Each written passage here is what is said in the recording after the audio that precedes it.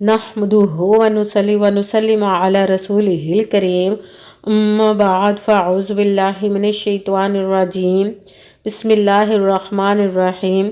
मेरे मुअज़्ज़ज़ सामाईन इकराम, अस्सलामु अलैकुम व रहमतुल्लाहि व बरकातुहू। मैं अपने रब कायनात से ये दुआ करती हूँ कि मेरे जितने भी सुनने वाले हैं, रब कायनात सबको सेहतमंद, तंदुरुस्त और लंबी ज़िंदगियाँ अता फ़रमाए। हम सब के हर मुश्किलों, परेशानियों, तंगदस्तियों में मेरा रब कायनात हमारी मदद अता फ़रमाए। हमें ज़हनी, रूहानी, जिस्मानी अज़ियत और तकलीफ़ों, बीमारियों से निजात अता फ़रमाए। हमें ज़हनी और रूहानी सुकून अता फ़रमाए। हमें बीमार दुनिया से बचाकर बीमार मदीना बनाए। और जो हम सब के हक़ों में बेहतर है, मेरा रब कायनात हमारे लिए वो अता फ़रमाए। और जो हमारे हक़ों में बेहतर नहीं, उसका ख्याल भी हम सब के दिलों से निकाल दे और हम सब को अपनी रज़ा पर राज़ी रहने वाला बना दे। आमीन सुमा आमीन। माशाल्लाह से आज रमज़ानुल मुबारक की 14 तारीख और पीर का दिन है। 14वां रोज़ा है। जो बंदा रब को इसके इस नामों से पुकारता है तो अल्लाह पाक इससे राज़ी हो जाता है। आज अल्लाह समद का वजीफ़ा मैं आप लोगों को बताऊंगी। इस वजीफ़े को पढ़ते ही आप अपनी ज़िंदगी की तमाम हाजात को पूरा करवा ले रब कायनात से। आज इस वजीफ़े को पढ़कर अपनी ज़िंदगी की हर मुश्किल को दूर करवा ले। अल्लाह ताला ते हर अपनी ख्वाहिश पूरी करवा ले। ये बहुत ही पावरफुल वजीफ़ा है अल्लाह समद का, जो मैं आज आप लोगों को बताने लगी हूँ। इस वजीफ़े को आप अपनी ज़िंदगी के किसी भी मसले, किसी भी हाजत के लिए पढ़ सकते हैं। अगर आपकी औलाद नहीं, उसके लिए पढ़ना चाहें, आपकी औलाद नाफरमान है, आपके घर में लड़ाई झगड़े रहते हैं, आपके घर में बहुत गरीबी मुफलसी है, उसके लिए पढ़ सकते हैं। रब कायनात के गैबी ख़जानों से दौलत लेने के लिए, कोई बीमार है या आप खुद बीमार है, उसके लिए पढ़ सकते हैं। किसी की शादी नहीं हो रही है, उनके बच्चों की शादियां नहीं हो रही है, उसके लिए पढ़ सकते हैं। मतलब किसी भी मकसद, किसी भी हाजत के लिए आप इस वजीफ़े को पढ़ सकते हैं। ज़िंदगी के बहुत सारे मसाइल होते हैं, उन सब के लिए आप इस वजीफ़े को पढ़ सकते हैं। मगर पढ़ने से पहले यकीन कामिल रखना है रब कायनात की ज़ात पाक पर। कहते हैं कि यकीन कामिल होता है, पीर कामिल नहीं होता। और अच्छी नीयत रख के कीजिएगा कि रब कायनात कुरान पाक में इरशाद फरमाता है कि इन्नमल आमालु बिन्नियात, कि जो अमलों का दारोमदार होता है वो नीयतों पर होता है। अगर हमारी नीयत अच्छी है तो हमारा अमल भी अच्छा होता है, और अगर हमारी नीयत ही अच्छी नहीं तो हमारा अमल भी अच्छा नहीं होता, उसका हमें अजर, उसका फल अच्छा नहीं मिलता। सिर्फ हमें मेहनत करनी चाहिए, बाकी सब उसकी ज़ात पर छोड़ देना चाहिए। वो किस तरह करेगा, कैसे करेगा, ये शैतानी वसवसे जब हमारे जहनों में आ जाते तो हमें वो नाकामी मिलती है, कामयाबी कभी भी नहीं मिलती। इसलिए सब उस पर छोड़ दीजिएगा। उसकी दस्ते कुदरत से कोई चीज़ बाहर नहीं, उसके कुन कहने की देर है और फायाकुन हो जाती है।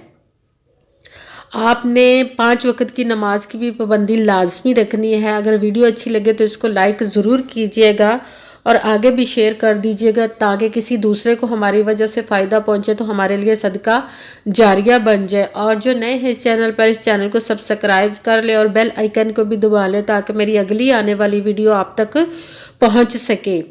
और वजीफ़ा करने से पहले कमेंट्स में अपना नाम और जहां आप रहते हैं उस जगह का नाम ज़रूर लिखिएगा, ताकि मैं भी आप लोगों के लिए दुआ कर सकूं और फिर वजीफ़े की भी आप लोगों को इजाज़त मिल जाएगी।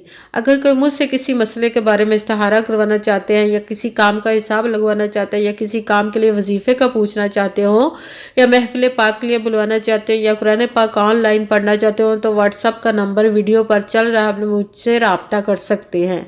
अगर मेरे भाई या बुजुर्ग रब्ता करना चाहते हैं तो व्हाट्सएप पर वॉइस मैसेज करके मुझे अपना मसला बता सकते हैं। बहनें या माएँ मुझसे रब्ता करना चाहती हैं तो वो व्हाट्सएप पर वॉइस कॉल करके मुझसे बात कर सकती हैं, अपना मसला बता सकती हैं। आपने पूरी वीडियो को सुन के, समझ के, ध्यान के साथ फिर वजीफ़ा करना है। ऐसा ना हो वीडियो को आप स्किप कर करके छोड़ के सुने, कोई बात रह जाए, फिर हमारा वजीफ़ा ठीक ना हो। वजीफ़े में ना तो आपने किसी लफ्ज़ को कम करना है, ना ही ज़्यादा बढ़ा कर पढ़ना है। अगर हम अपनी तरफ से कम या ज़्यादा कर देते हैं तो भी हमारा वो वजीफ़ा ठीक नहीं होता। इसलिए जिस तादाद और जिस तरतीब के साथ मैं आप लोगों को वजीफ़ा बताने लगी हूँ, उसी तादाद और उसी तरतीब के साथ आपने इस वजीफ़े को पढ़ना है।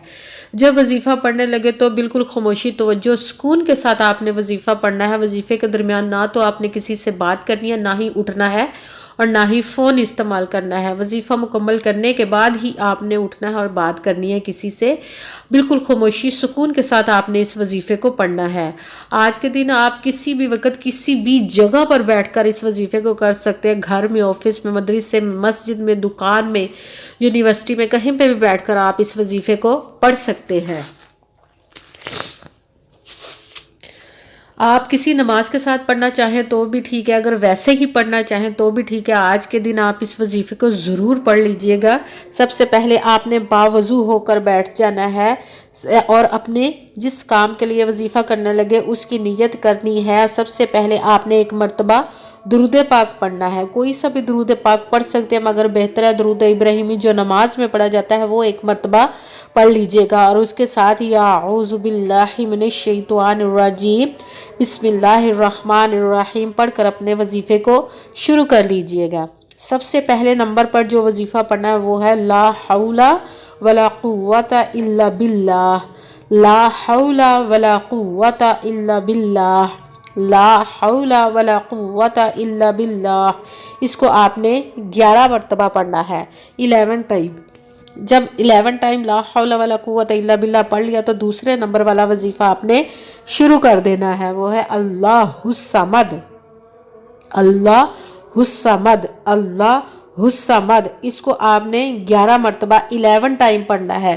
اس کے ساتھ ہی آپ نے تیسرے نمبر والا وظیفہ شروع کر دینا ہے۔ تیسرے نمبر والا وظیفہ قرآن پاک کی ایک سورت ہے جو سب سے چھوٹی ہے، ایک مرتبہ بسم اللہ الرحمن الرحیم پڑھ کے آپ نے سورہ کوثر کو انا اعطیناک الکوثر فصلی لربک وانحر ان شانئک ھو الابتر، انا اعطیناک الکوثر فصلی لربک وانحر ان شانئک ھو الابتر۔ اس کو بھی آپ نے 11 مرتبہ 11 ٹائم ہی پڑھنا ہے۔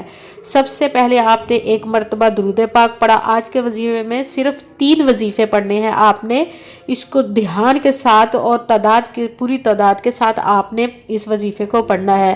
سب سے پہلے ایک مرتبہ درود پاک پڑھا، پھر ایک مرتبہ اعوذ باللہ اور بسم اللہ شریف پڑھی، اس کے ساتھ ہی آپ نے لا حول ولا قوت الا باللہ کو 11 مرتبہ 11 ٹائم پڑھا۔ پھر دوسرے نمبر والا وظیفہ آپ نے شروع کر دینا ہے، وہ ہے اللہ الصمد۔ اس کو آپ نے 11 مرتبہ 11 ٹائم پڑھنا ہے۔ پھر تیسرے نمبر والا وظیفہ شروع کر دینا ہے، سورہ کوثر ایک مرتبہ بسم اللہ پڑھ کے سورہ کوثر کو آپ نے 11 مرتبہ 11 ٹائم پڑھنا۔ اس کے بعد ایک مرتبہ درود پاک وہی پڑھنا جو درود پاک آپ نے وظیفہ شروع کرنے سے پہلے پڑھا تھا۔ اب ایک مرتبہ جب درود پاک پڑھ لیا تو آپ کا وظیفہ مکمل ہو گیا۔ اب دونوں ہاتھوں کو رب کائنات کی بارگاہ اقدس میں بلند کر لینا اور سب سے پہلے اپنے گناہوں کی بخشش کی دعا مانگنی ہے۔ پھر جس مقصد جس حاجت کے لیے آپ نے اس وظیفے کو کیا اس کی خوب دعا کیجیے گا، اور دعاؤں میں مجھے بھی یاد رکھیے گا، میرے لیے بھی دعا کیجیے گا۔ جزاک اللہ خیرہ۔